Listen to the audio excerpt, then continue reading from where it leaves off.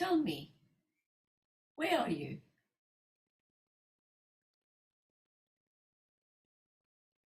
I'm in the land of Arcturians, where the Arcturians reside and live and exist. Tell me more. There's all these fractals that I'm feeling in my eyes right now.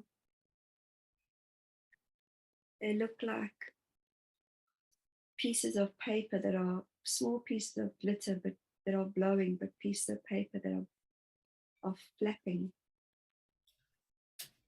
And as I look around, it's so bright. And I have Nemesis coming towards me, and Uralia on my left-hand side. He is masculine and she is feminine. They are saying, welcome, we have been waiting. No need to be scared. Wonderful. What is it that they want to show you today? Why this place in particular?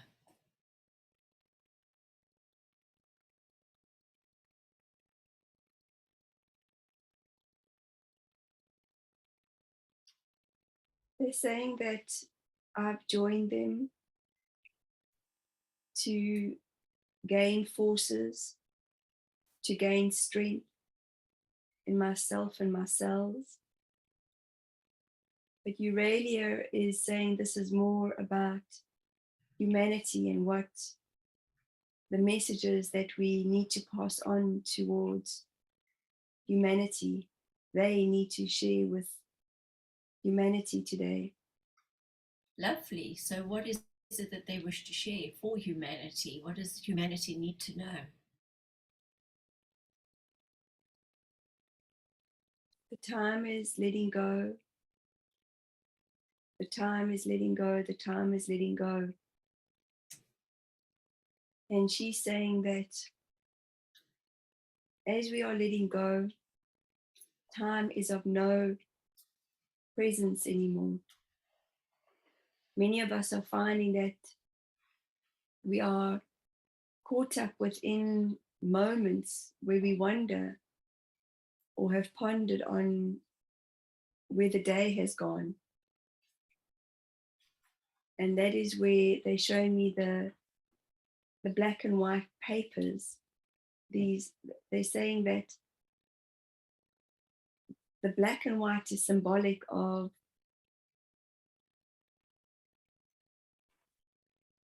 all be unveiled. The darkness is being unveiled. The dark, dense humans that have created suffering will be unveiled. And we will see them like little blips, little glimpses, they show me again, think of it like glitter. Glitter sparkles, yet is very tiny. And even if we have a piece of glitter here or here, if we've been playing or drawing or coloring in or using glitter in school, we'll have one piece that will stick. This is what the darkness has been like on earth. There will be parts that will stick.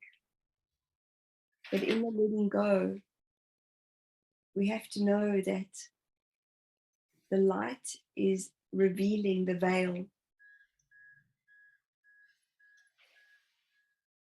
The veil has to come off.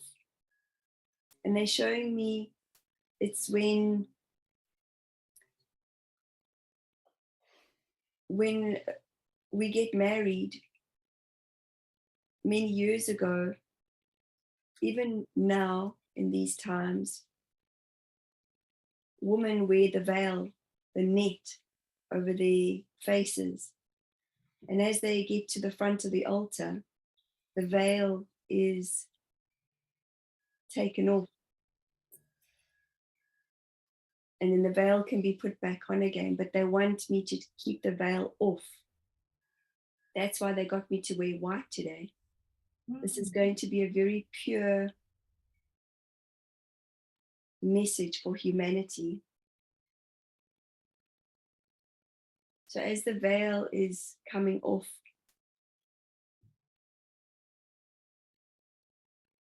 there are, and the words they're saying is there are reverberations with this veil that is coming off, and they're meaning the veil of the darkness, still, the veil of the darkness. Everything will be revealed.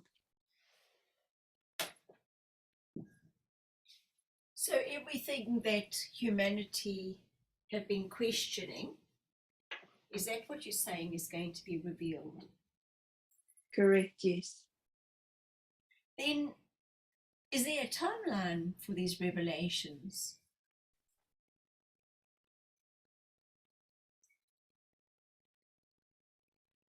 They're saying in human times, 3 months,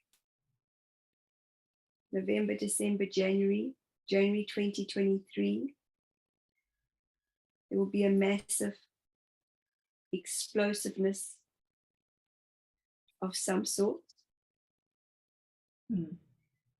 And people will be going through a massive purging, and they're showing me the physical bodies, our physical bodies. A lot of us will feel nauseous. A lot of us will feel that we want to get sick from this massive explosion. It's not a solar eclipse. It's what happens on the earthly planes. And there will be what will seem to most a war.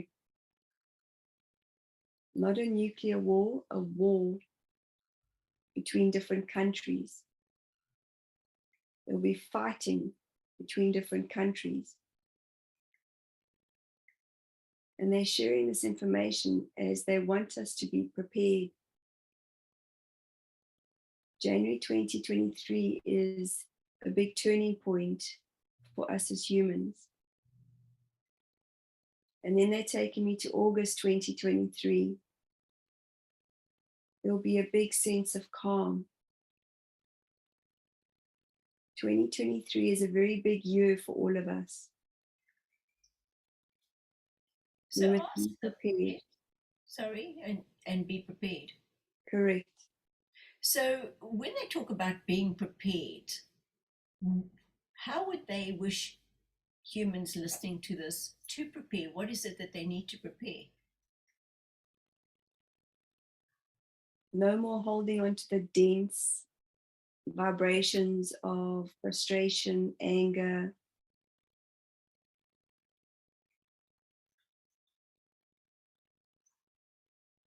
suffering.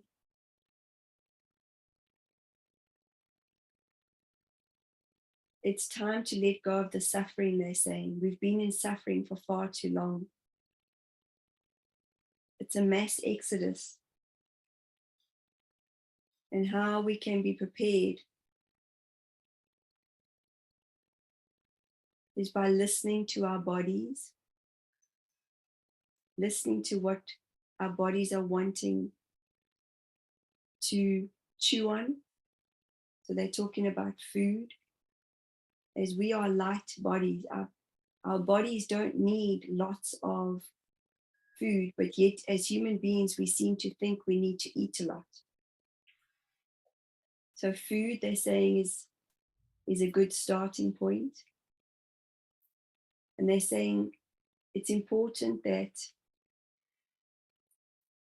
we all individually listen to what serves us, as we all are in different frequencies and different vibrations and different timelines at different times of the day. So food, housing, how strong is your house? And they're talking about the physical home. clutter, declutter, get rid of. Take time to give away. Take time to look at what you don't wear, don't use. Give away. Give to others who are in need. Create space. Create space in your homes. And water. Water will be very precious, Jill. Water. Now, won't you ask them about timelines? Because when we put people on a fear trajectory, isn't that then what they're going to be bringing towards them if we are the creator gods?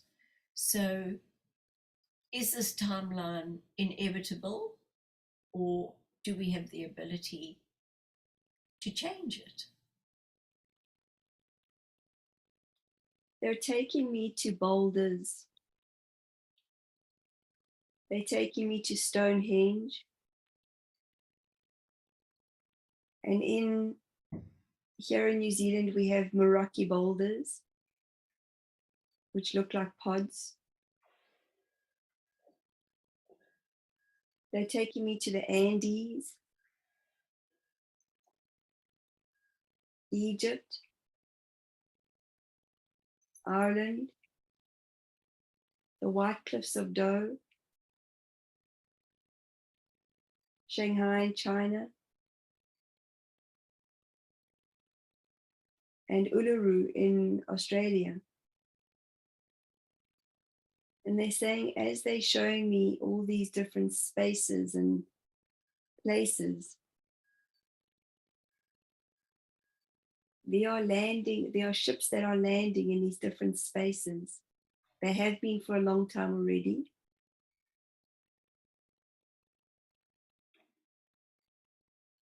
And as these beings of light are landing in these different spaces,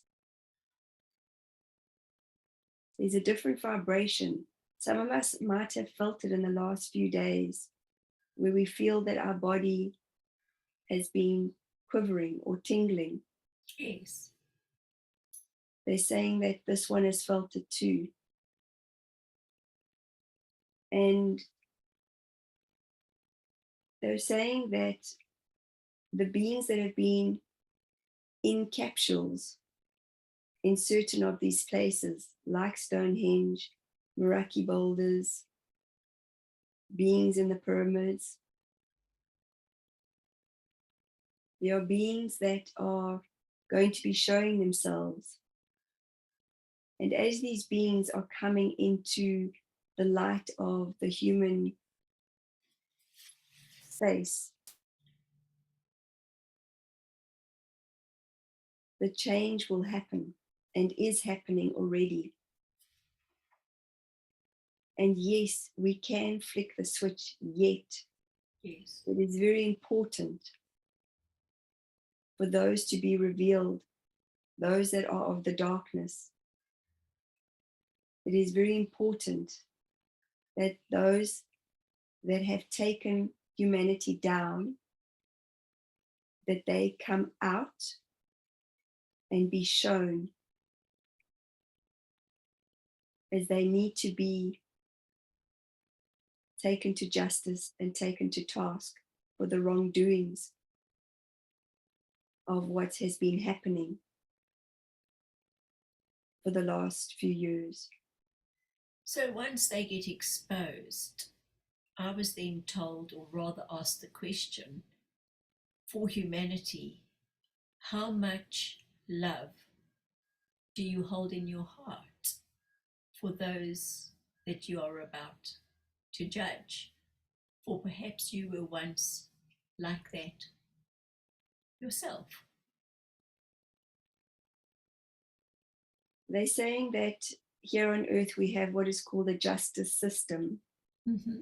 And the justice system has let down many of us humans. Millions have been let down. There are many people who are in prisons that don't belong in prison. There are many policemen who have just given up. There are many nurses who have just given up. There are many doctors who have just given up. There are many freedom fighters who have just given up. And within this justice system, we, the innocent ones, have been failed. So in order for this switch to happen, in order for the light to permeate every single one of our cells, the reflections will be incredibly bright for many of us. And we'll be ready for ascension in the transcendence of this time. The lower density spaces that exist within humans will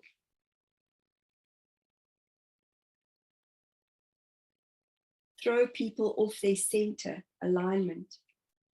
And there's going to be many shakings up and wakings up for humans that have chosen to be here in this time. And Egypt is very much a part of this puzzle. Egypt is rotten to the core in many ways. Egypt is self-serving, Joe. Many people are being led to Egypt. Yet in this soil, in the sand, the vibration is very low evil. They are doing things,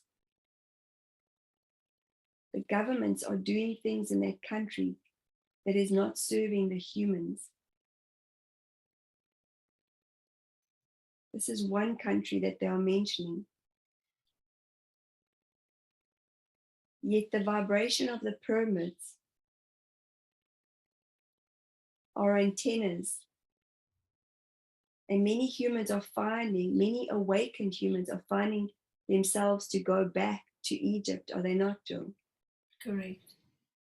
And in this antenna, the second pyramid has a very large antenna. It has a very big being that does not belong there. And we ask that those who are going to Egypt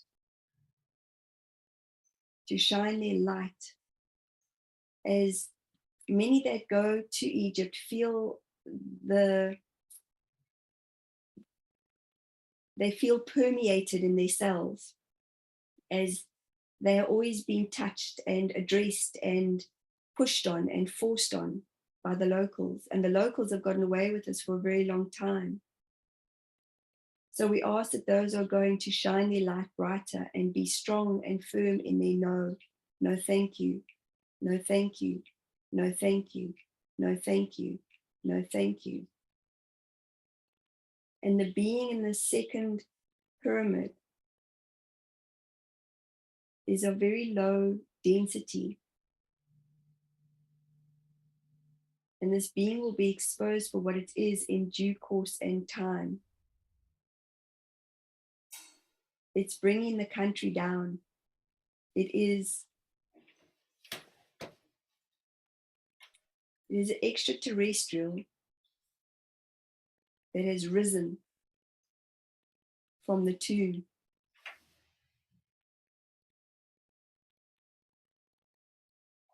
There's a big change coming. And Egypt is in the center of the continent Africa. And this will be felt as a ripple effect. It is not correctly, or we're talking from not as the eye sees it when we look at Africa,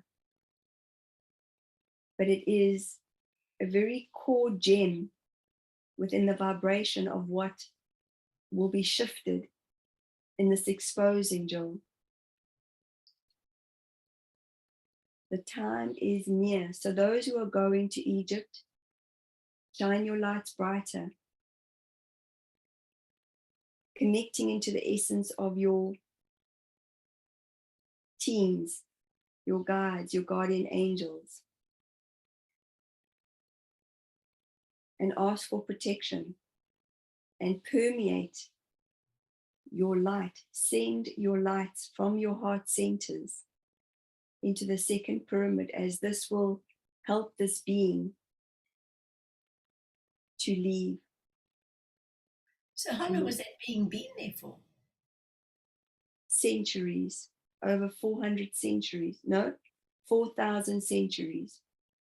So why did it actually arrive there, and why hasn't it left? Why can't it go back to where it came from? What was its whole purpose of being there? It's there to do, it's there to help people to find their voices and help the feminine uprising, as it is masculine dominant. And the country is very masculine dominant. So it's creating the lower vibration. It's talking to, with its antenna, telepathically talking to many of the men in the country, the governments. And it's choosing to be there as it knows that these are unforeseen moments in time.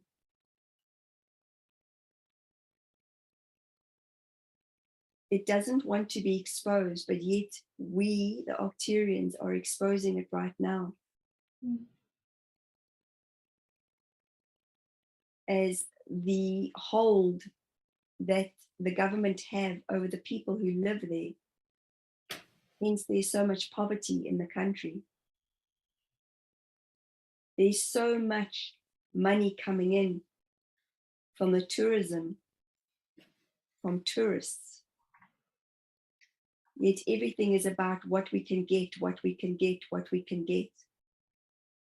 And this does not serve the vibration of this land no longer. It will return to its space. Not yet though, as it is serving the change for the feminine to uprise. Very good. Why did it come to Egypt in the first place? What drew it to Egypt?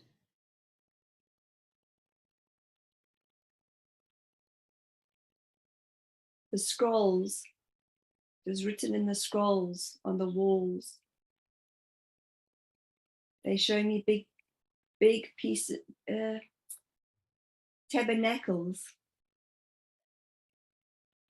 Big, they show me hieroglyphics and two big stones, Joe. It was written in the stones many centuries ago. What was written? This is a bird like, it has a long big beak, this being. Yeah. It was written that for the uprising, for the change to happen, this being needed to come into the light of Egypt. And it's the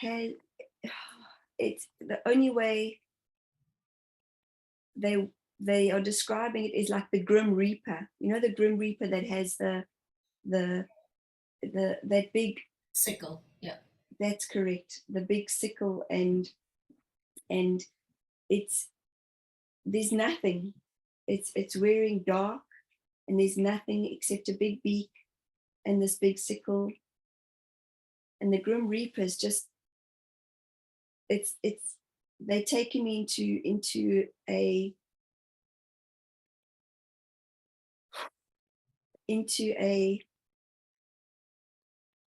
field, and it's not corn.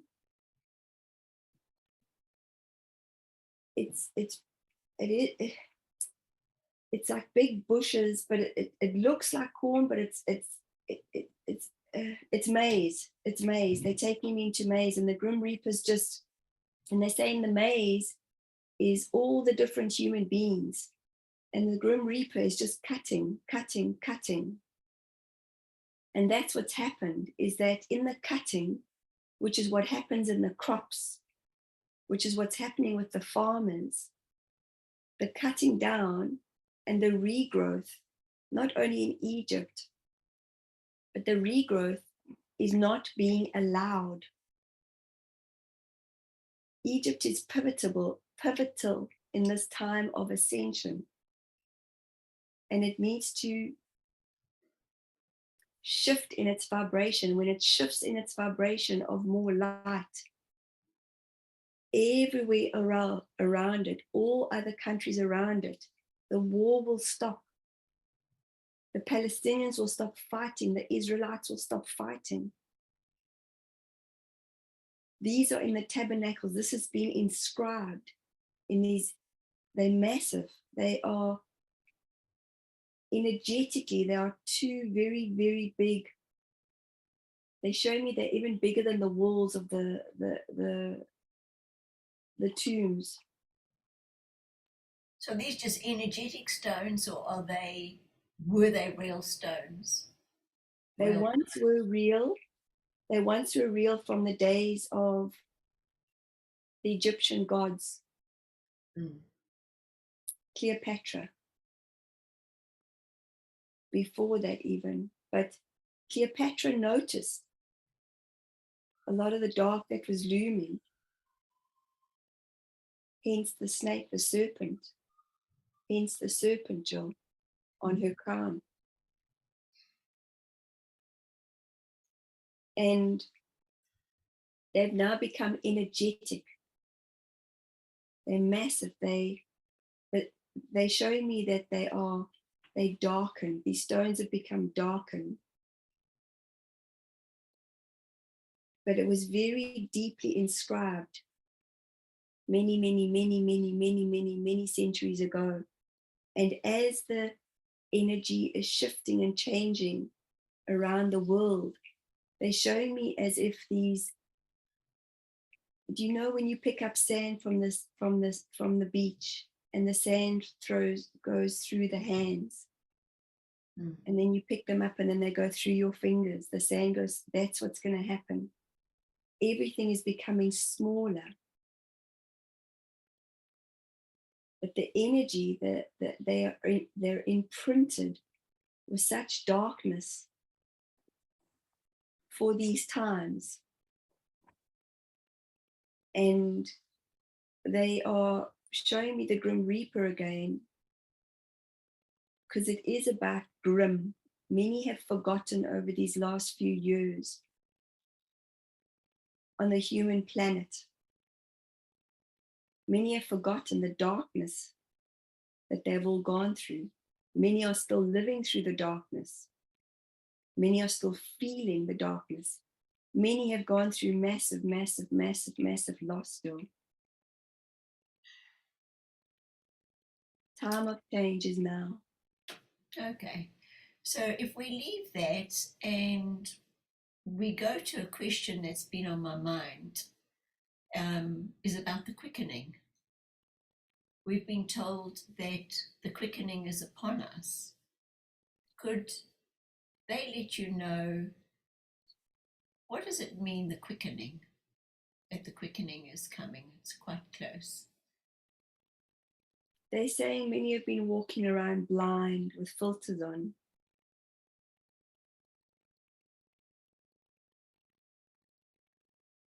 They're using the word haberdashery. Haberdashery.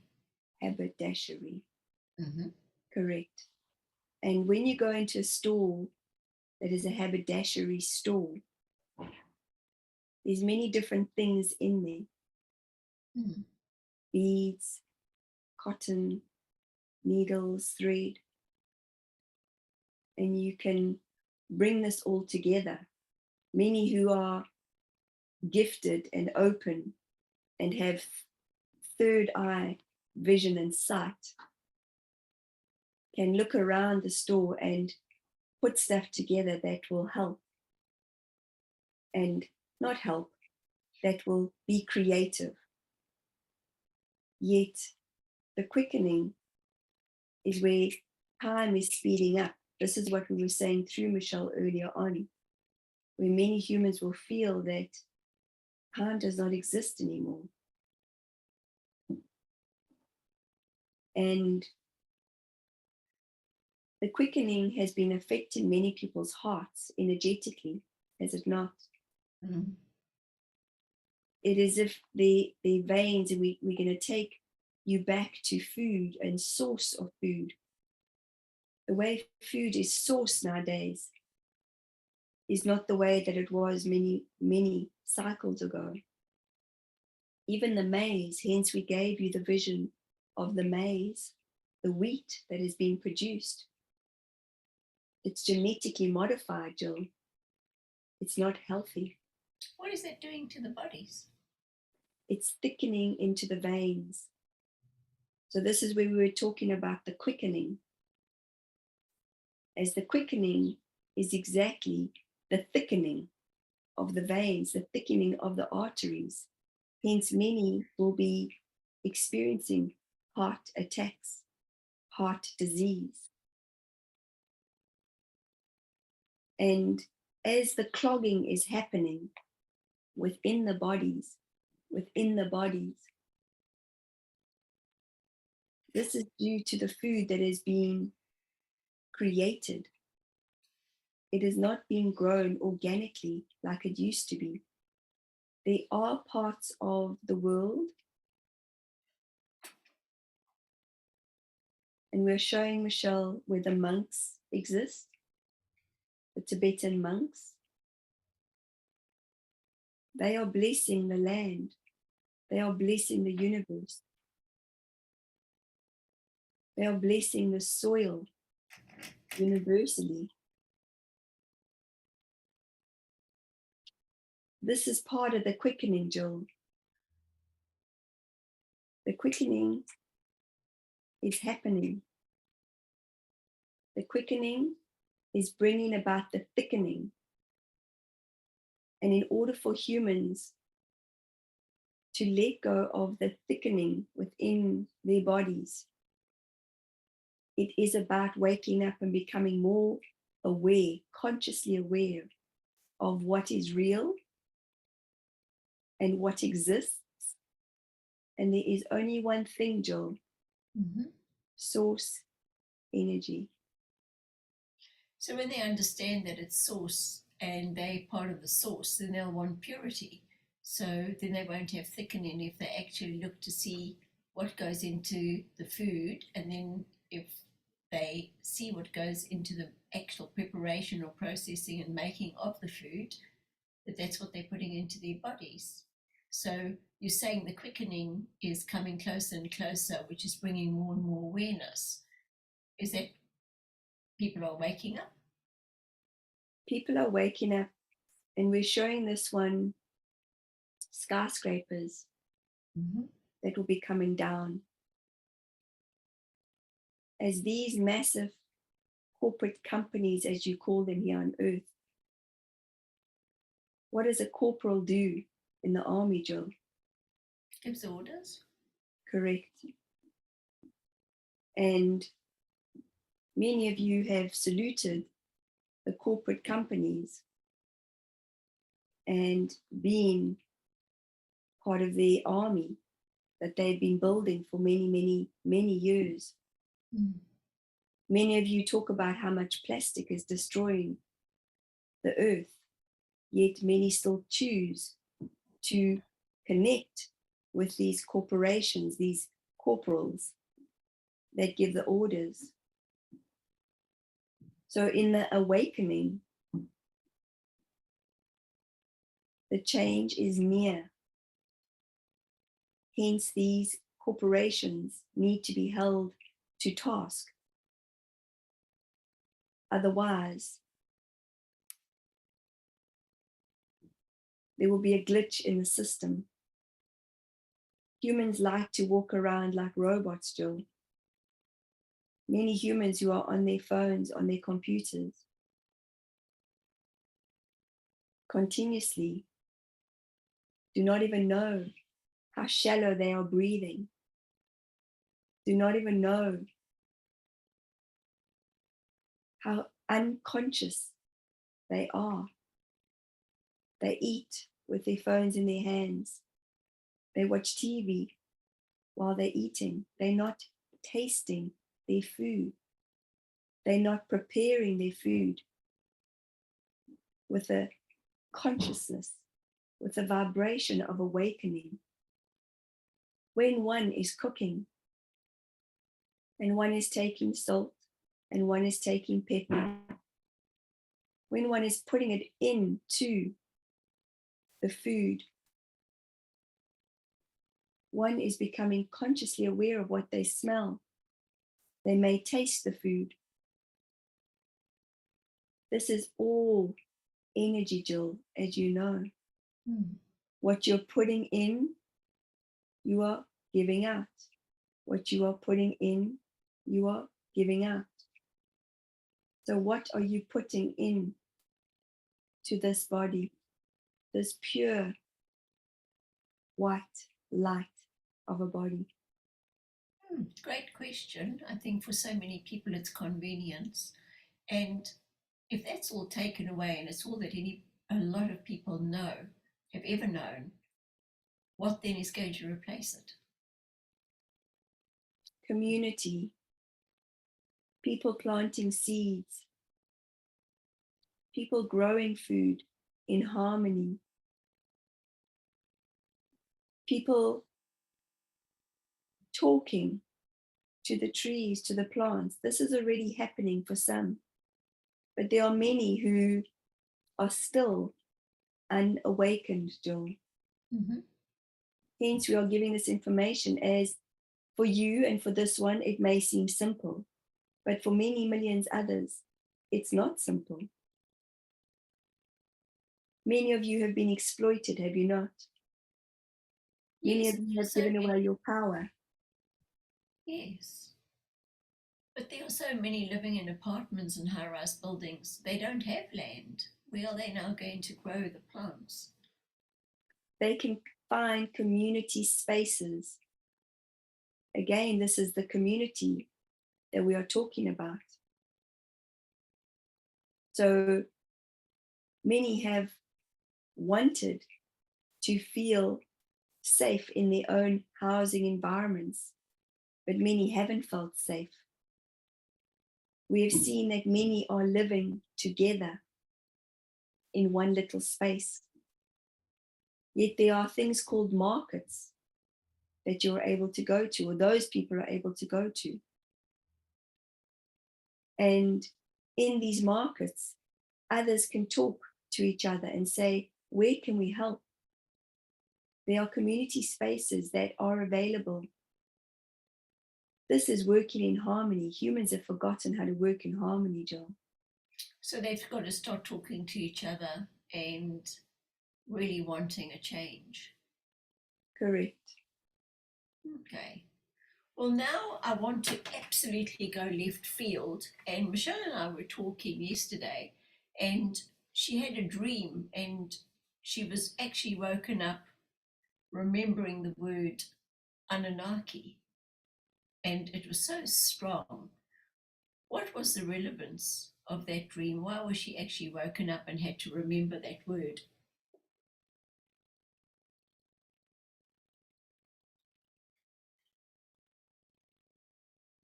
The inner strength of God. Anunnaki. We are showing Michelle a book that was written many centuries ago by the Anunnaki. This is undiscovered as yet.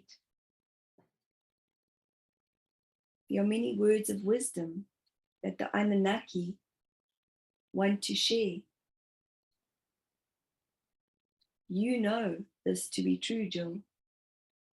Yet the Anunnaki have only been spoken of at times for being of the dark and not of the light. We were sharing this with her as we want humans to know that they are of the light. Anu, God. Anu, God. Every human has a God inside of them. Every human is God.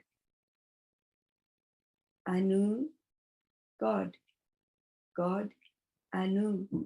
Naki,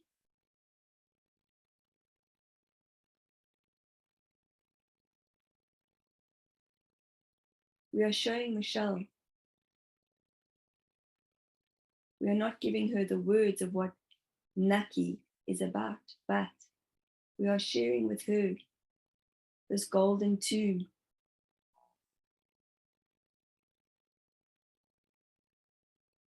And it is vibrating. Many of you have been told to buy gold and silver. This is the golden era of change, Jill. Many of you are speaking more of the Anunnaki. And as it rings off, as it does, it rings off one's mouth.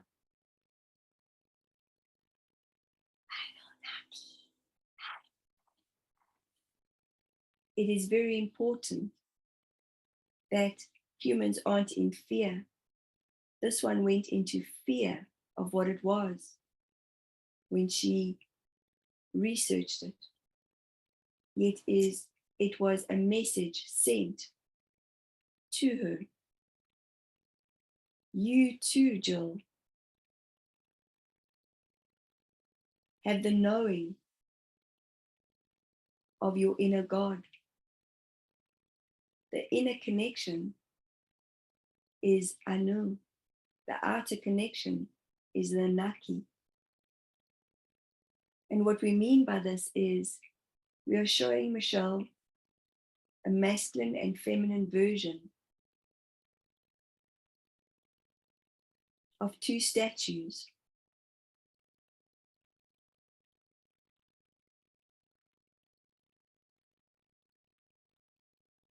And these statues have been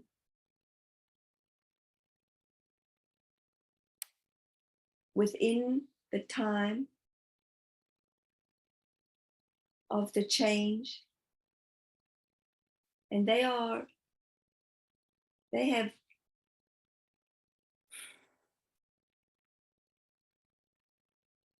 and we are bringing it into Michelle's awareness so she can describe it. So please just bear with us.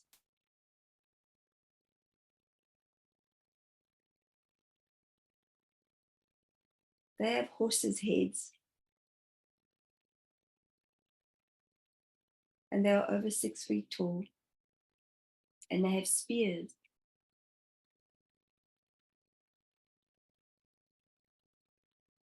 And they are dressed in big headrests. Yet they are solid in who they are. Indris. One's name is Indris. Hermes is another.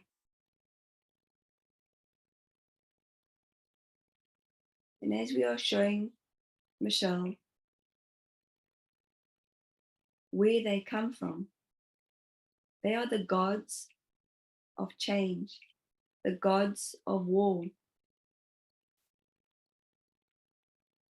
Anunnaki is the inner god of change. So many are waking up to their own internal gods of change, yet many are noticing the gods of war, Jill. But many actually now want the gods of peace. Correct. They don't want the gods of war. So You can humans have a minority. You have a word, sorry, Jill, that is the minority and the majority, do you not? correct. The minority are the light. The minority are the ones who are spiraling and sending out more and more and more and more white light. The majority are the ones who are in their contracted spaces. And as the minority are creating these ripples of change, there will be a big awakening. And in this awakening, there will be no more war, Jill. There will only be peace. So yes, the change is happening. Yet at our request, we are wanting more to wake up, to, if we were to take a saw and cut off Michelle's top part of her head, there would be a flap.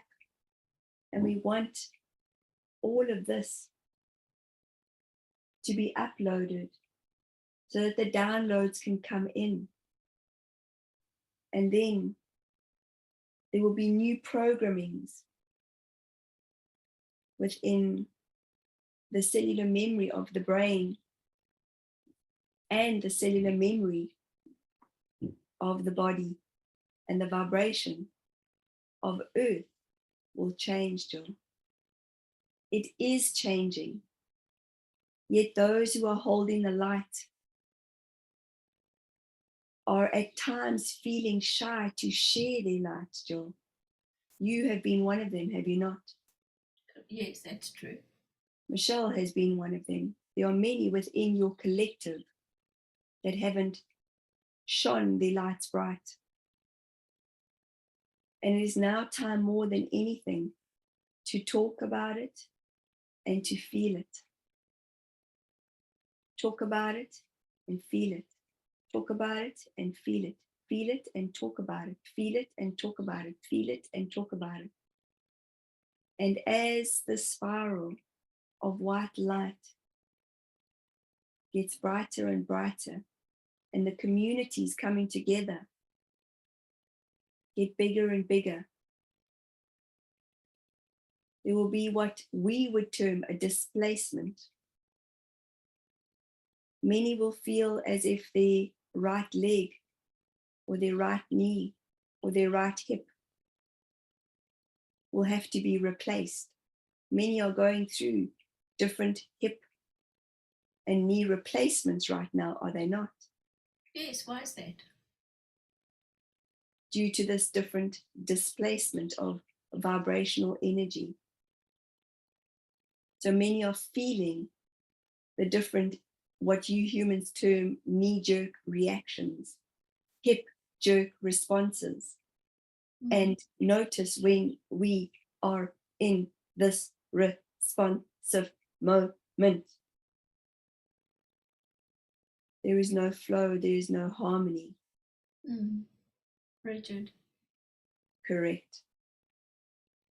Does this answer your question?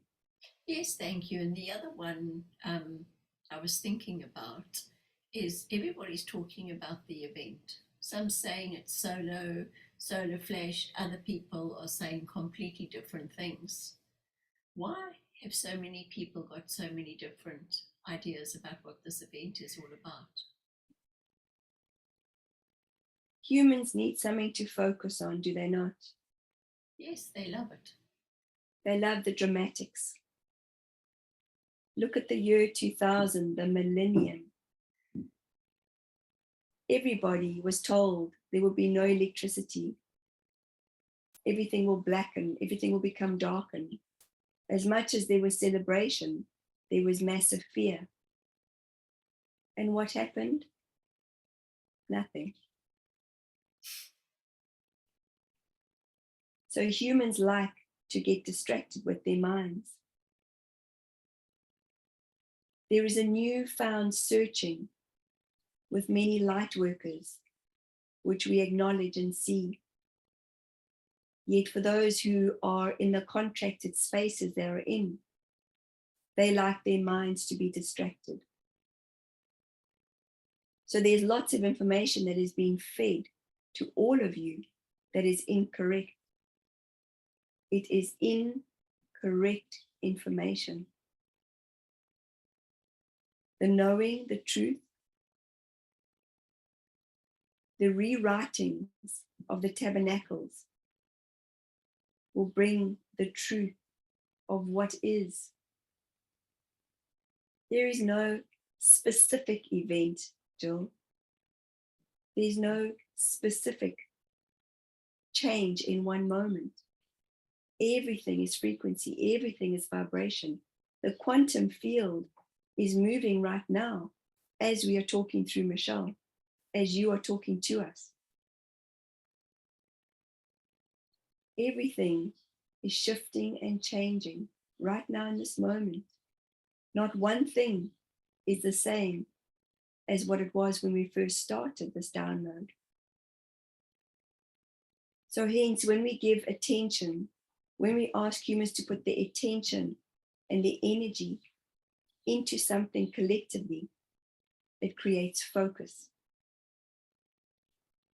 And when humans focus on something, they will start to feel what resonates within their vibrational beings. Those who are in the dense energy will prefer to listen to the news, will prefer to listen to the toxic words and toxic thought forms and toxic foods, and will continue to put the toxins into their environment. Those who are more in their own presence of noticing will be more open to change, Jill. So there's not one singular event. As you said prior to us coming through, Michelle, every cell is noticing, every cell is changing, every cell is vibrating. Hence the same happens out in the galactic planets. We are all noticing, we are all seeing, we are all hearing, we are all knowing. You humans term this clairaudient, clairsentient, clairvoyant. But everything is about allness, everything is about connection, everything is about oneness. There's not one single event. The single event that humans are talking about is what? Event of destruction or event of distraction? Which one are you going to focus on? Well, being human, most of them go for the distraction over the distraction, and they don't realize that it is a distraction by listening to it instead of going and spending time in nature or doing something uplifting. Yes. This whole timeline that you have all been on has been one of distraction, has it not? Yes, it certainly has over the last 2 years. It's been a huge distraction. As there are other things that are happening underneath. When there's a distraction, you all look one way, do you not? Yes, up a horse with blinkers. And then what is happening here? You can't see. Mm-hmm. So what you can't see, you can't know. You can't hear. But there is vibration in all of this distraction. There is a change of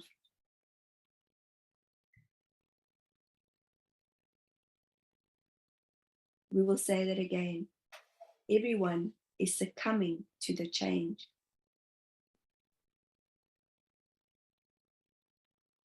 It depends. It depends. It deepens. And when it becomes deeper, it is like a cut.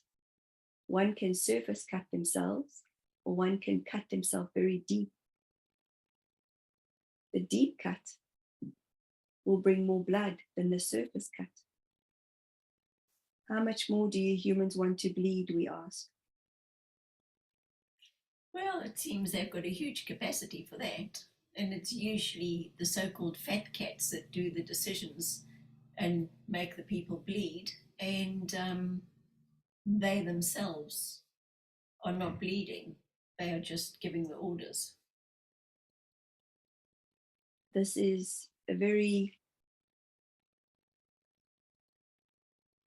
inexplainable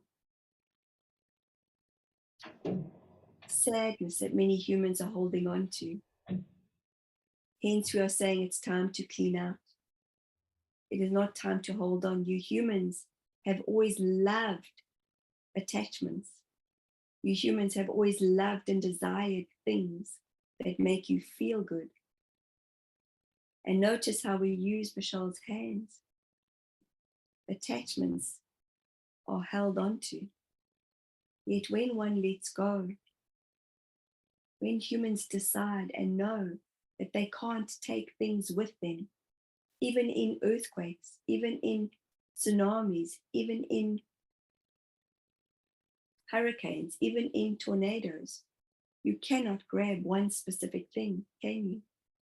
You may No, try. you know, it really makes me laugh because in South Africa they've got something called a Fenter's trailer. And it's like that little secure trailer that you put behind your car. And as my mother said to me, none of us were born with a Fenter's trailer behind us. Your mother was speaking the truth a long time ago. Yes. So, yeah, it's just the way it is, accumulation. You can only take this with you, Jill. For those who may be in a wheelchair, they will put themselves into a wheelchair. Yet when those huge, powerful forces of nature take place, it is the density of the energy that is felt. And every year, humans repeat, the fires in California, the floods, the 100-year floods, the tsunami. And every time they are talking about the energy, look, as we are showing you, it just spirals downwards. And it needs to be shifted upwards. Okay, so let's get some really uplifting, fabulous messages for people, something wholesome that they can hold on to. And they hear all about the death and destruction. And yes, we know we've had so many lives, all these parallel lives, but I think what they're scared of is actually the pain of transitioning as such and the attachments that they've made to their loved ones. So what can you tell us from Arcturius today that will maybe settle some minds? Thank you for this very big and deep discussion. We are of the people. We are within your people. We are connecting with more star seeds, more light workers, now more than ever. And the message of upliftment is this is a continuation of great, great, great change. Many are starting to look up. Many are starting to wake up to their own knowing, their own God. There is only one word, and the word is love, Jill. Love. The Beatles sang the song a long time ago. Love, love me do. Mm. You know I love you. So John Lennon was a very wise, wise soul. He was an absolute wonder.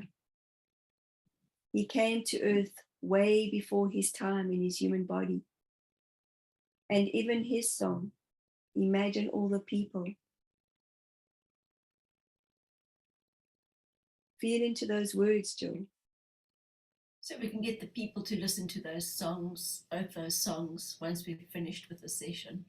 Correct. See how they feel. They will notice their shift in vibration. Good. Imagine all the people coming together. Imaginations. What do humans imagine their lives to be like? Do they want them to be angry, drinking alcohol all the time, being on their cell phones, being on their computers, saying horrible words to one another, doing drugs? Or do they want peace, harmony, calm, joy, love, happiness? Very different vibrations, Jill. It's time to stop with the addictions. So it's choices, really. It is choices, yet you humans would say it's time to do the work. It's time to go within. Many humans are so scared of sadness, Jill, and we cannot understand why. Sadness is a very real part of one's healing. You know this, Jill. Yes, that's why Michelle does so much trauma counseling and reading of people's energy and finding the spot and then removing what is there, or rather addressing what is there first so that it can be removed. Because they won't know unless they have that sadness that there is something that needs to be worked on. A baby comes out into this world, a newborn. Some are quiet, most cry.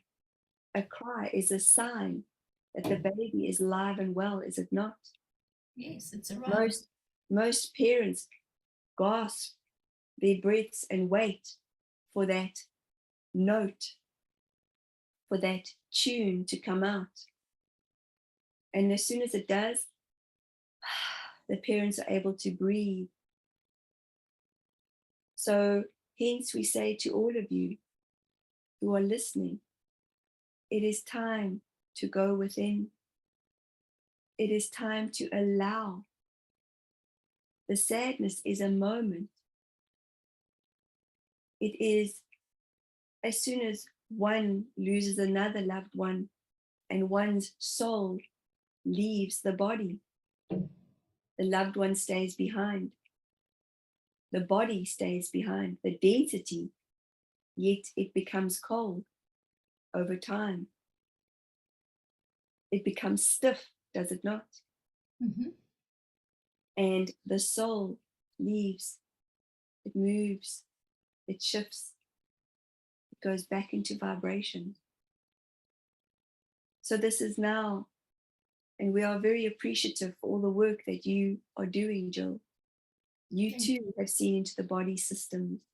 You too can see whether heavy is energy within the body. Mm. And when one becomes a light body, one connects to God, to soul. Beautiful. Now, you know, when you started, you are chatting to us from Arcturius, and Nemesis, you had the female counterpart. What is the relevance of that, showing us the male and the female? The balance. The balance. Do we need to get our balance back? It is very much the balancing of both energies. And yes, it is time to get the balance back. Many, what humans would term masculine energies, have been coming through.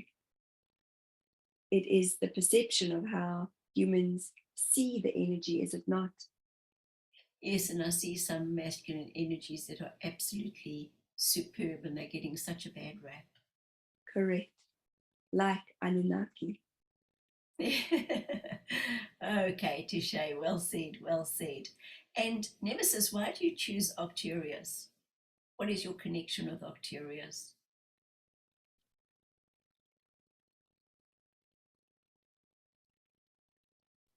It is where I feel the most peaceful, the most harmonious. Mm. It is where I connect to the vibration within the 20th dimension to this source energy. Okay, that's great.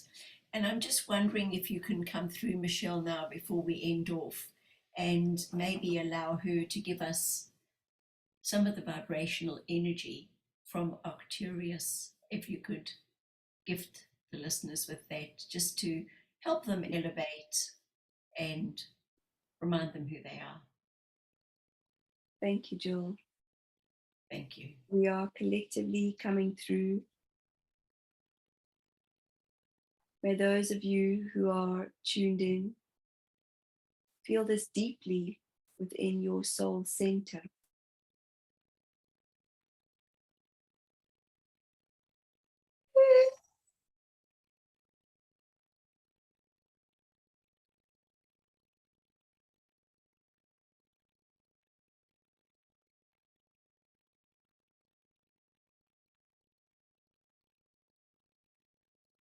This will realign many who are here right now.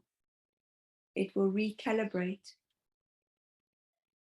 within their vibrational beings, within their heart center. Thank you, John.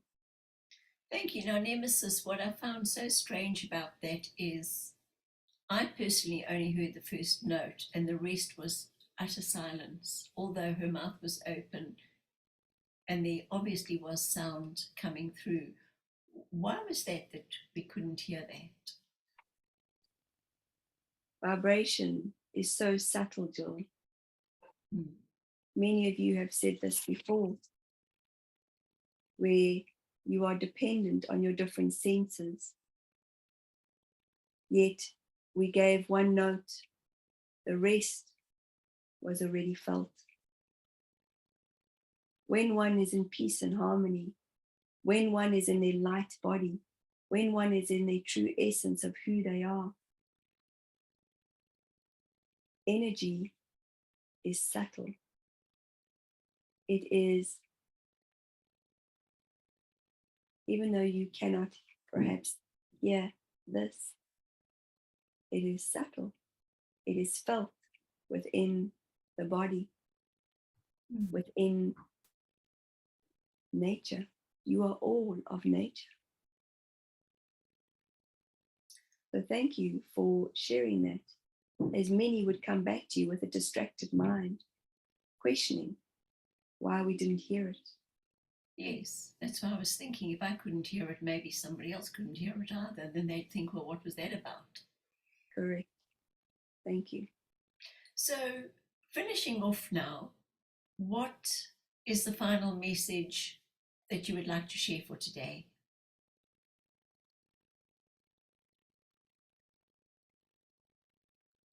The time of change is now. In the sharings of the reconnection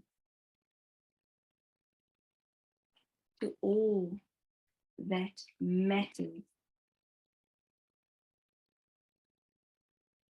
is in the space, beyond space, beyond space, beyond space.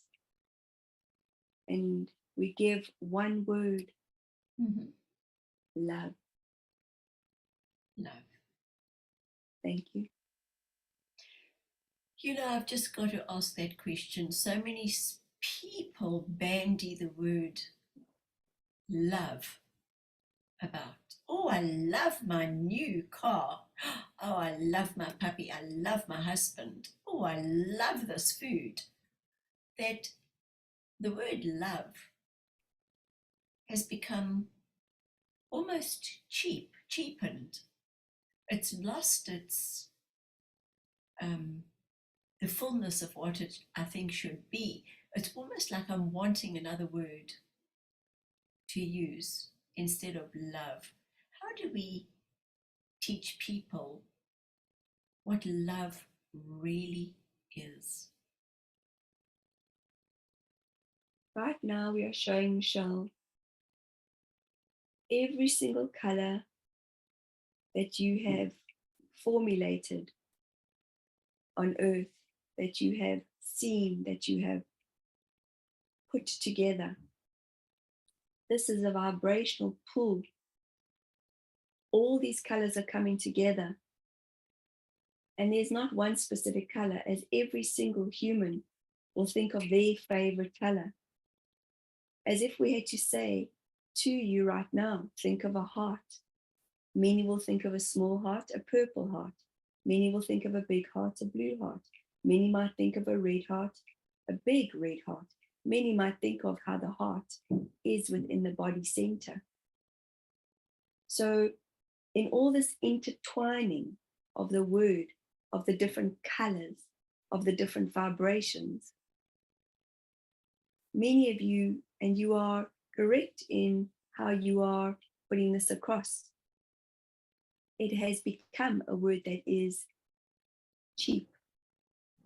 It has become a word that is just said and not felt. So, what color would you put to your word, to your frequency of love? And when you feel that color, there will be goosebumps that you will feel. That is the knowing of what true love is, Jill. Right, so that's definitely not the feeling you get when you have a plate of food that you're enjoying or a new car. This is a different sense. This is a heightened sense in the brain. This is where the chemicals, the dopamine, is felt. It is a very different vibration in the heart center. When a soul is ignited into the light, it is put together with all the different colors, Jill. And then it comes into the human body for the experience. You humans are taught the excitement, the feeling of excitement is very different to what the soul's knowing of love is. When the soul is ignited into the light, it is pure. So if we were to ask for the word love to be changed, we would ask for the word pure to be felt. How does pure feel? Does it feel like water? Clear water? Again, many would take their minds to different places, to different spaces of what water feels like to them. Yet when one is cleansed, Jill, one is pure, are they not? Also 4 letters. And also they both end with E. Thank you for that, yes. E for the emotion. You are on top form today. It's just how my mind goes. Nemesis, do you have any last words, or do you feel that we have finished for today? We are of the knowing that within the changes of the human energies and human forms and human thoughts, we have been seeing and sensing within the light of the dimension that we are in, that there is more upliftment at times. We ask humans to please, please, please not become stuck within. As when one becomes stuck within, they think they have to do without. And this is not a truth. It is not a universal truth. Many of you talk about a season. I'm in a season right now. Well, seasons change, do they not? Correct.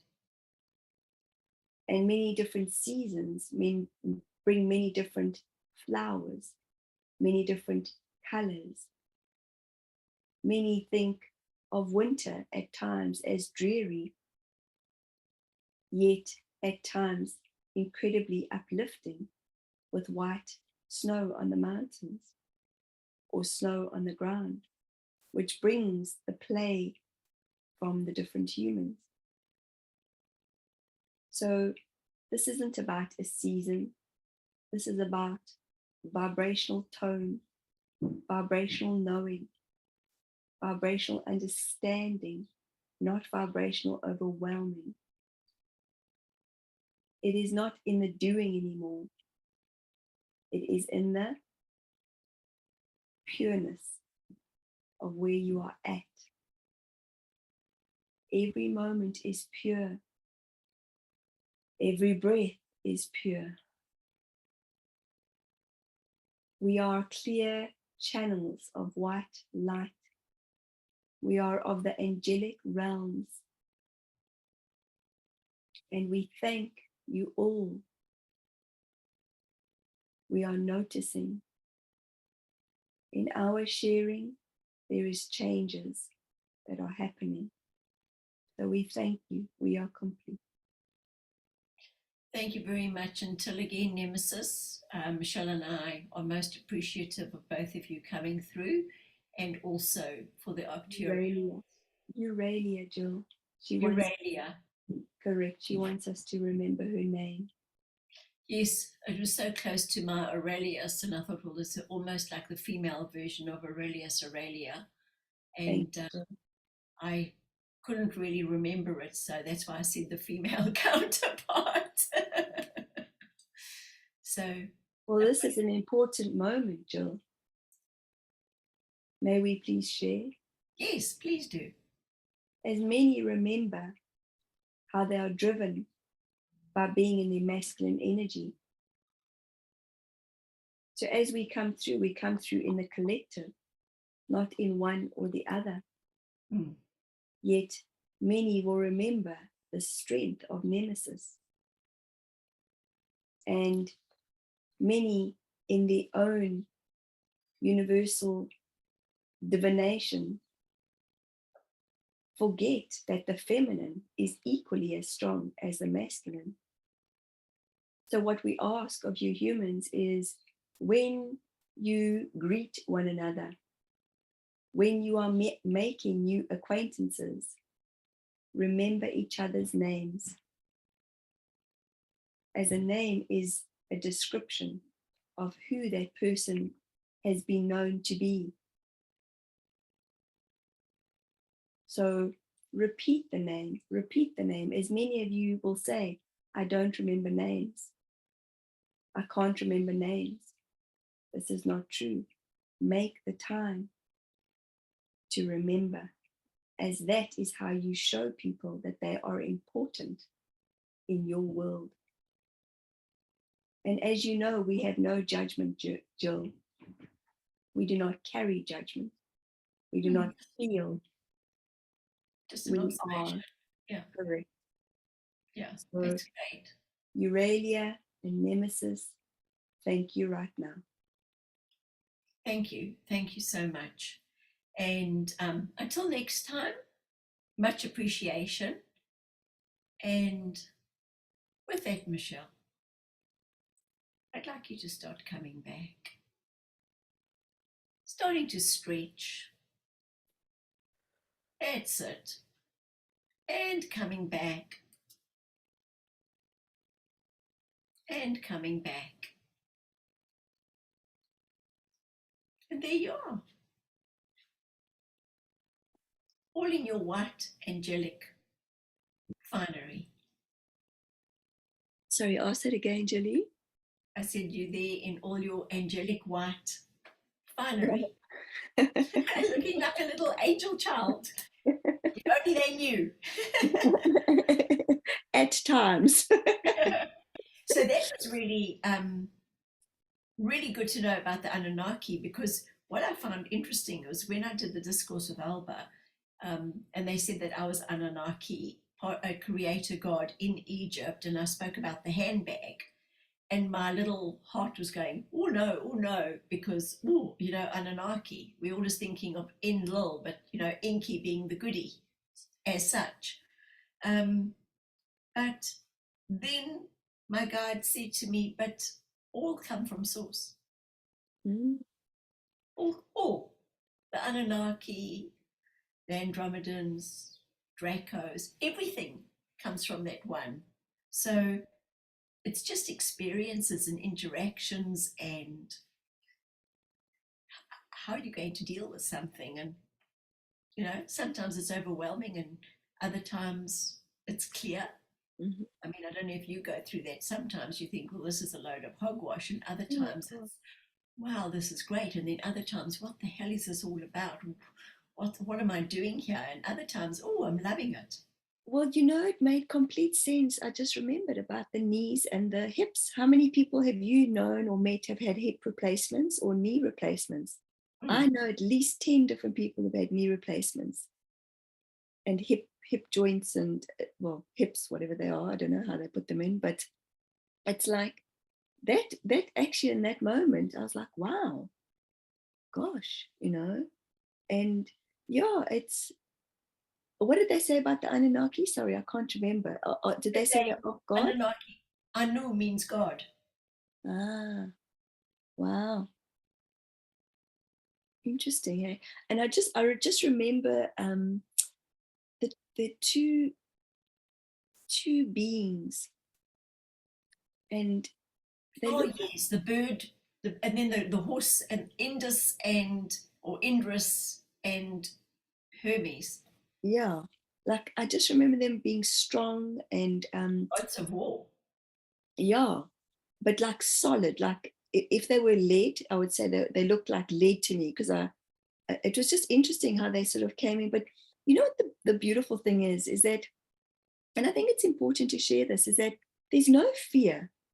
Like when the information is coming through, and I'm assuming I'm just a filter of the information, you know, there's no fear at any one time. Like even when they were showing me the skyscrapers, now that I remember that, it's like, actually, and this is something that maybe you and I've spoken of another time. I know my husband and I, Brent, have spoken of this, where he says, well, we all love our dishwashers. We love our washing machines. I can absolutely wholeheartedly own that, because I want to freaking go back to the 60s and 70s where I have to wash my clothes by hand. But we would need less clothes if you think about it, because we would be washing. Let's say we had an outfit for 7 days of the week, or even 5 days of the week. We'd have to wash them, and these items would last a lot longer. You know what I mean? And we wouldn't have slave labor. So going back to basics, or going back. And sorry to interrupt you, those people that are making our clothes are the ones that don't have washing machines. Exactly. And they have to wash their items. Isn't that? It's fascinating, hey? And it's like, and I believe, I don't know if somebody shared this with me, or I was talking to somebody yesterday, how either I've seen a picture or somebody shared it with me about how there's like 100 of these souls that are sewing their butts off, and they don't even have ventilation in a room, you know, in a massive big factory. So, but what I was going to say was the corporate companies, Brent often is like, well, you know, if you walk into a supermarket, look how much plastic is still in the supermarkets from all the big corporate companies. So what are they doing to make the difference? Well, they won't do anything to make the difference unless we all stand united. You just look at the latest thing about Kanye, and Adidas dropped them because of global onslaught, saying do something about it. He didn't say anything anti-Semitic. What he said was, I'm so big deal that I'm getting so much money in for Adidas that if I wanted to, I could make anti-Jewish statements or anti-Semitism. He didn't actually say anything anti-Semitic as such, but he was saying, hey, even I could do that, and like I'm untouchable. And what happened? People went ballistic, and they Adidas dropped him. Wow. Yeah. So people have power. It's power to the people, but they sometimes use their power in a way that if they harnessed it, it could be used for much greater good. And I'm not saying, you know, being anti-Semitic is great. Of course, it's not great. Nothing that denigrates another is great. But they are doing the surface stuff. They're not going deeper. They're not, you know, looking at the root. Yeah, sorry, you were going to say something. No, not at all. You just reminded me, I've been watching on and off and this is sometimes what is, I think, challenging for all of us, you know, is that we live in a world where we've been taught that money is vibration and money is what keeps us going, etc., etc. Okay, but I've been watching John of God, the documentary. That man did such amazing things, like such amazing healings. But they, you know, he flipped somewhere. Somewhere it changed, and he unfortunately was abusing many young women, and had a lot of. He was just looking after himself to a certain degree, you know, and it just somehow there's always like a flick of a switch somewhere along the line. That's what I'm getting at. Hey, it's like, why do we have to have that flick of the switch? Why does the, you know, and it can be so in that moment, we've all got conscious awareness, all of us. Well, you would hope. We would hope, but like if I think of being a baby comes in consciously aware. Have you ever been close to a baby? If you're in a shitty space and you want to go and put your hands out and hold the baby might cry because they see vibration. I'm not saying you specifically, but no, I know, like, or even the dogs. Even the dogs. Well, I had a client this morning that walked up, and Star and I, for those of you who don't know, I've got a beautiful 3-legged dog, and she's so super friendly. And I was standing outside, and the client walked up, and she just barked. She's not the biggest barker. She was like, rah, rah, rah, rah. So she could feel the angst from the client. Yeah.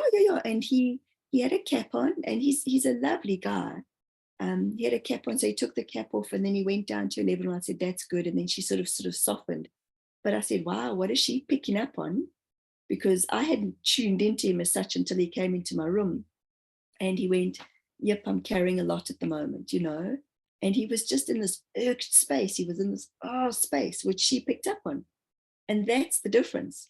Animals and little ones, babies get it. You know, we are like, the baby's crying, or, you know, oh, they're having a bad day. But actually, no, the baby's picking up on our energy, on the adult's energy. We can learn so much from little ones, absolutely, because they pick up on the unconscious vibration, you know. So yeah, and what I enjoy is because it's fascinating how they said at the end, it is about the balance at the moment. If you think of it, the feminine consciousness is uprising. I'm noticing it more in myself, more in my husband, more in my children. And I come from being very masculinely dominant, and it's the doing. Got to keep doing, got to keep earning, got to keep making, got to keep. Just, it can be the one that, if you look at it from a tribal perspective, the hunter, you've got to bring in the food, the caveman, knocking the woman over the head. Come over to my cave, babe. Damn those men from so many freaking centuries ago. But the feminine is, I just got it. She was holding space. You kept talking to Nemesis, but they collectively came through. Well, I only did that, and as I was doing, I was feeling bad, but I was thinking, I can't remember what the chick's name is. So I couldn't bring her into the conversation. It's fascinating. Yeah, But they come through collectively, because I think they went like this at one stage, like come through like this. It's fascinating because it's not personal for them, But it's like my guide Aurelius. He said, I've actually got 12 guides. And he said that these are our words, not my words, because if they all had to talk at the same time. So I know some of them are feminine as such. So I just then go Aurelius. But now I'm doing high team, because it is a team. Yeah. And as you know from that's it. I was actually asking the Council of Eight the other day, well, who are you guys? How come you showed me 1 or 2 or 3 or 8 or I don't even know, and they, Michelle, we're infinity. We shift and change all the time. But you see, the different bits come in, different beings in the collective. Exactly. Because humans love labels, the Council of Eight. Exactly. It might be those 8, these 8, and these 8, and yeah. Yes, exactly. And it's not just one specific, like item. It's a lot altogether. So this time it's Princess Di, and then next time it's Mandela, and the next time it could be Hercules and whoever. Yeah, and look, you channel Jesus, John, James. Somebody, this brings me to a question somebody asked me, and I actually thought it would be nice to discuss it here. About how she's been a fractal of Mary Magdalene, and then Mother Mary. She said it's a friend of ours, and she said she sent me this message, and I still remember thinking, well, we're fractals of light, and that's what I saw in the beginning. Now that I remember, and tell me if this makes sense to you, because maybe we can discuss this to help people watching this. Is that being a fractal is what? A part. Is that right? Yeah. Okay. Remember learning mathematics at school, and you had fractions? A fraction. I was very not good with maths, let me tell you. Okay, I did not. It went straight over my head. So remember, they said you've got to make it simple, the orange. Yes. And then you've got all the segments in an orange. Each segment is a fractal. Yes. Okay, good. So although it's a separate segment, it's still part of the whole. Yes. And then every cell would be a fractal or a segment, wouldn't it? Ah, got it. Okay. Yes. So a lot of the fractals that we have, a fractal of, so there is the oversoul, like the Jesus or the Mary Magdalene or whoever it is. Yes.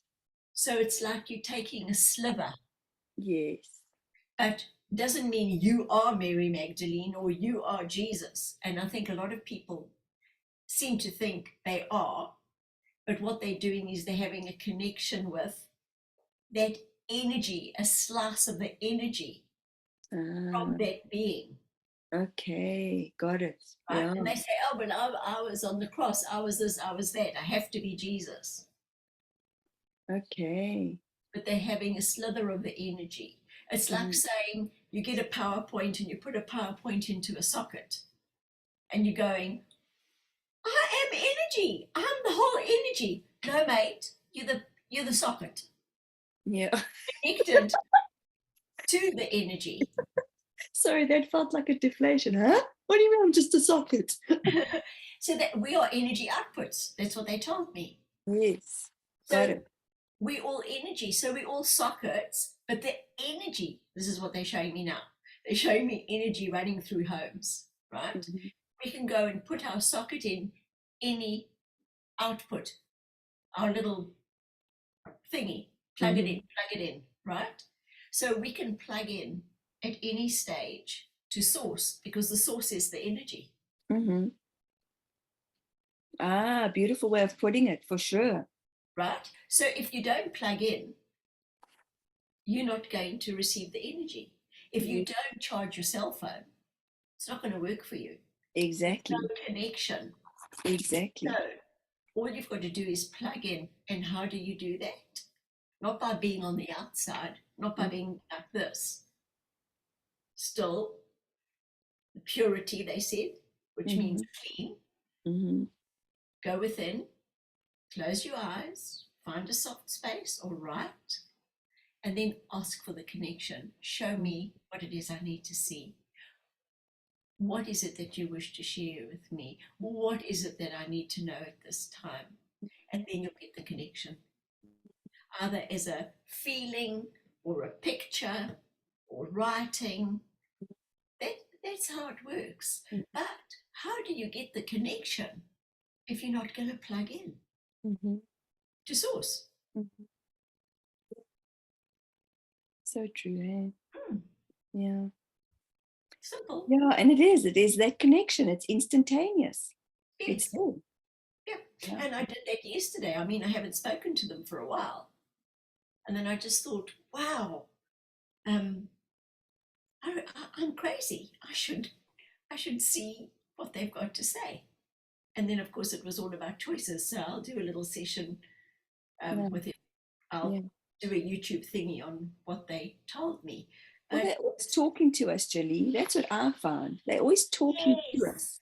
Yes. You know, so I just think, again, we need tangible. You know, that's why it's great to write, and it's great to, you know, even voice record or whatever. But it's like I could be walking and the next minute I'll just get this message and I'm like, oh, okay. Because we are one. That's the thing. We're all connected and we're one.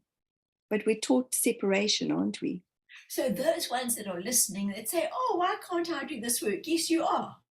Yes. You are. Because you tapped in, you tuned in. This is us. We are the fractal. You've got our fractal. Yes. You've got our little sliver. Yes, exactly. So you are. So, you know, the brain surgeon, hey, man, look at me. I might be sitting here as Jill, but I've got a bit of brain surgeon. But I've also got the garbage disposal guy. Exactly. You know, and the stamp collector and the, you know, supermarket worker. So humble yourself. Take the highs, take the lows. Put them all together and say, this is who I am, multidimensional. Yep. And stop comparing. I know, right? But that, you know what, comparing. That's what makes you miserable. Yes. And also compassion, though. Compassion, because compassion is when you don't look down on anybody else, when we just realize whether you are somebody who is, whether you're a doctor, a lawyer, a mother, a nurse, what we call in New Zealand a tradie, which is a plumber, electrician. Everybody plays their part.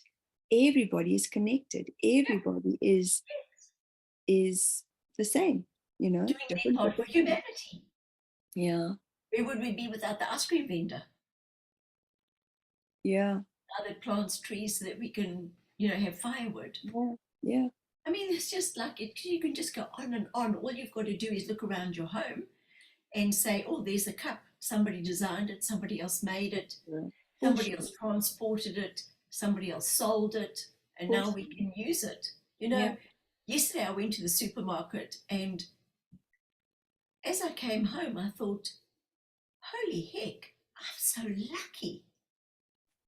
I can go onto any shelf and put stuff in a basket and bring it home and I've got food. I didn't have to grow it. I didn't have to sow it. I didn't have to water it. I didn't have to look after it. I didn't have to transport it. Only the end result, transporting it home. And there it is. And I thought, oh my gosh, I've got a car. I've actually got a car. And I have the funds to actually buy food. I suddenly thought, imagine what it's like when you don't have enough to actually buy food. And you see other people that are buying food and you're going hungry. And in that moment, I gave such gratitude for what I had. And I swear, the food tasted better. I know it sounds crazy, but I looked at that food in a different way Yeah. because I was so grateful for it and for the people that did the work for me to be able to just take it off that shelf. And I think we so blindly, unconsciously go through our lives every day. I mean, I'm not saying you go, oh, thank you, thank you, thank you, thank you, you know, but just be aware of what you've got rather than what you haven't. Man, it makes you feel better. And you know, even and you're so right. And even to go and, like last night we had takeaways and we went to go get shawarmas or kebabs, I think they're called, you know, and there everything was cut up. You know how you can choose, you can have tomatoes or cucumbers or lettuce, and Brent had chicken in it, which they had to cook the chicken. I had a falafel. But the woman who was dishing up for me, I was just looking at all the stuff that was cut up, and I was like, and she would you like this? And she goes, and I was, every single time she was like, and this, and yeah, yeah. And I said, wow, you say yeah, like probably 100 times a day, you know, or would you like this? Would you like that? And I said, thank you for taking the time, because, you know, it might seem like a mundane job to me, but it's actually not. I just said to her, thank you, you know, thank you so much. It's a service. It's a service. And the fact that there was somebody in the back that had to cut up everything minutely and cut it all fine. And so it's how we choose to also look at things, you know. And it was just because we had something on late last night. I didn't feel like cooking, but we actually took time to be appreciative in that moment to those two women standing there the whole day, you know, dishing up, dishing up, dishing up. And what a difference it makes to them, because what you're saying is, I see you. Exactly. And the one woman, I could hear she I wasn't feeling actually well. see you. I recognize you. Yes. You have value to me. Exactly. And it's also just taking the time, because it was a completely new concept for us. So we were like, and I said, she stood at the till and I said, sorry, we're just going to take some time. She goes, no, no, no, take your time. I said, but it's also your time. So thank you. I appreciate your patience. Like that's reciprocal, you know. And then she didn't feel so she had to be on, you know what I mean? Yes. And the food tasted glorious. It was freaking amazing. Brent and I messed like we were kids, you know. He messed all over himself. He needs a bib in his old age. Don't let me hear me say this. But it was just delightful. It was just absolutely delightful. So even the people who are working at the big corporates and that, they all play their part. And that's where we've just got to realize it's not about bringing those big corporate companies down. The shift is happening because the minority are bringing change. We're bringing awareness. All of us are bringing awareness in a different way. And it's in that gratitude, that state of gratitude, which was spoken of by Wayne Dyer, Louise Hay, Joe Dispenza. They all have spoken of it. The attitude of gratitude is what lifts our vibration. And I have a gratitude towards my bladder, which needs to go. Excellent. Because now we can stop. Yeah, okay. Thanks, Mitch. That was great. Thank you, Julie. Look at the time. Wow. And until next time. Until next time. Thanks, guys. Love you all. Lots of love. Cheers. Pureness is why we are here. Pure and love.